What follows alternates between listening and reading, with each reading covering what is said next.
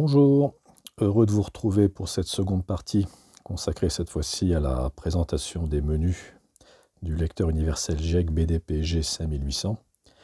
Alors, comme évoqué précédemment dans la vidéo unboxing, ce lecteur est d'origine chinoise et n'est à ce jour pas encore proposé à la vente chez nous. Et c'est pour cette raison d'ailleurs que le menu d'accueil que vous voyez est en chinois, par défaut, et non en anglais. Donc pour y remédier, on va tout de suite se rendre dans la partie Setup. Donc, on descend et on repère la version anglaise de l'OSD. Voilà, on revient en terre inconnue. Donc il y a trois langues de proposées, hein, l'anglais, le mandarin et le cantonais. Une présentation assez spartiate, comme vous pouvez le constater. Donc, pour l'audio, vous pouvez bien entendu, comme tout lecteur, choisir la langue du film, également pour les sous-titres et pour les menus. Donc on va reprendre par le début, donc display, tout ce qui est de plus classique, le format de l'écran, la résolution, le HDR, le Dolby Vision, tout ça est sur auto. Et on peut constater d'ailleurs une traduction anglaise un peu approximative, vu qu'il manque un C au terme Enforce. Et en haut à gauche, vous pouvez constater aussi qu'il manque un P au terme Setup. Bon, on leur pardonne. On va maintenant revenir vers la gauche. Donc, display, on a vu audio. Donc là, c'est pour les sorties SPDIF. Donc, pour ma part, j'avais réglé ça sur PCM. Le down mix en stéréo, ou alors, vu qu'il y a les sorties 5.1 ou 7.1 sur ce lecteur, on peut assigner le DAC dédié à la stéréo aux sorties multicanal. Donc le DRC sur off, ça c'est la compression dynamique, sortie SACD, PCM ou DSD, classique. Speaker setting, donc là en fait ce lecteur pourrait faire office de préampli, hein, vu que vous avez des touches plus moins pour le volume, mais par contre vous pouvez uniquement indiquer le nombre d'enceintes. Il n'y a aucun endroit pour préciser la fréquence de coupure, les tailles des enceintes ainsi que leur distance. Donc c'est un peu limité, mais sachez qu'il y a quand même une sortie pré-out. HDMI, bon là on est en terrain connu, hein. Ce sont toujours les mêmes propositions. Vous avez un mode pur audio, donc l'espace couleur, YCBCR 420, HDMI Deep Color sur auto, HDMI Audio Out sur Bitstream ou PCM, WinCode, je ne sais pas ce que ça veut dire, je n'ai jamais compris. Le CEC, l'HDMI 3D, donc là on revient, donc Network, les adresses IP, tests de connexion,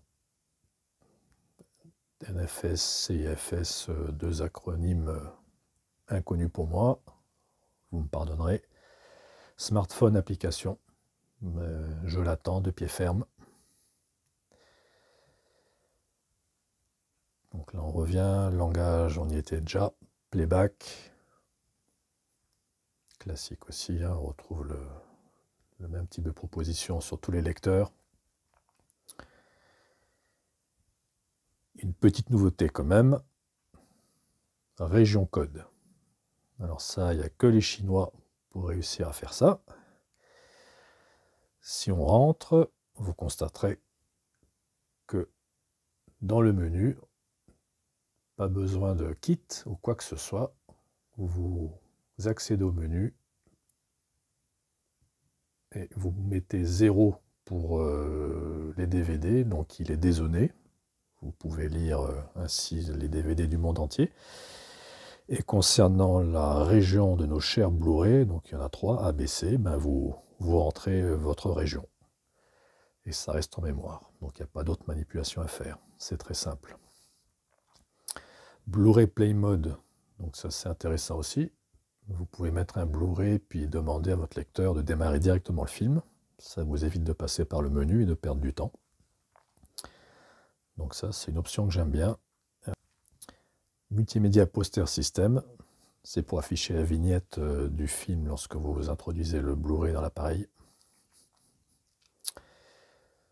Dans les options, bon ben classique aussi, hein. Screensaver, Auto Power, Network Standby, donc l'appareil peut se mettre en réseau, hein, donc vous pouvez via le réseau allumer ou éteindre votre appareil. Update pour la mise à jour du firmware, donc exclusivement via USB. La mise à jour en ligne n'est pas possible. On a tenté de télécharger la nouvelle version, puisqu'une nouvelle version est disponible chez le fabricant, mais vu que tout est en chinois, la procédure est assez compliquée et on n'a pas réussi. Donc dès que ce sera le cas, on vous préviendra. Sinon, bon, les mots de passe pour la sécurité, le reset usine, système information, petit point sensible, hein, c'est un lecteur chinois, ils se permettent quelques petites libertés, donc ils ont tout simplement jailbreaké un firmware classique pour le rendre compatible avec tout type de fichiers source. On revient au menu d'accueil. On va maintenant introduire un UHD Blu-ray. Affichage de la vignette qu'on avait activé via le menu qui annonce la couleur du film.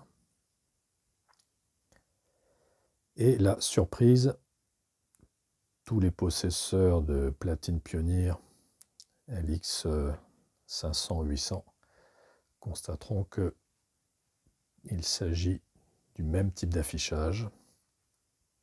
C'est tout simplement le traitement image Pioneer, ni plus ni moins. J'ai d'ailleurs réglé le Sharpness sur 11, qui est le réglage de mon installation avec ma LX800. Précisez le type d'écran et vous avez 3 mémoires de réglage. En appuyant sur la touche Options, vous accédez à ceci.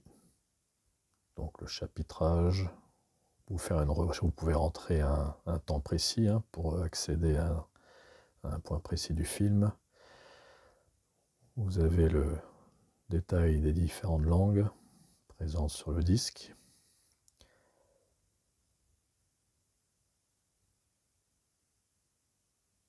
Bon, vous y avez accès bien entendu via une touche directe audio, pareil pour les sous-titres. Mais bon, personnellement, j'aime bien passer par là. Le style de sous-titres. Donc voilà. Avec un appui bref sur la touche info, vous avez ceci. Et via un appui long, plus intéressant, donc le détail technique du média en cours et surtout ce qui sort de l'appareil. Ça peut être très utile.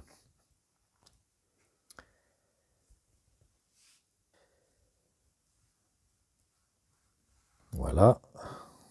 Donc là, on va maintenant passer à la lecture dématérialisée. Donc là, j'ai introduit un disque dur de 3,5 pouces dans la platine, vu qu'il y a une baie pour cet effet, pardon. Donc là, on va aller dans Film. Donc un affichage assez minimaliste. Il n'y a que 7 titres par page. Donc il y a une centaine de films sur mon disque dur. Donc, et j'en ai que 7 d'affichés. Donc on peut changer de page très rapidement via les touches changement de chapitre. Donc on peut les faire défiler assez rapidement. Musique. Donc là on va aller dans mon dossier. Donc voilà, ce sont des albums que j'avais téléchargés. Vous avez droit à l'affichage de la vignette, hein, rien de plus. Et donc ce que je regrette, hein, c'est que la platine nous propose un emplacement pour un disque dur intégré, c'est très bien, mais sans application pour smartphone ou tablette, devoir allumer son diffuseur, donc son vidéoprojecteur ou sa télé pour écouter de la musique, je trouve ça un peu dommage. Donc j'espère que le fabricant va vite nous proposer une application pour nous éviter d'allumer nos diffuseurs pour écouter de la musique. Ce qui n'est pas très pratique, hein, avouons-le. Voilà, donc on a fait le tour hein, rapidement. Donc je vous dis à bientôt sur HCFR pour la suite des comptes rendus. Merci. Stranger to excuses, burned me once or twice. I expect them.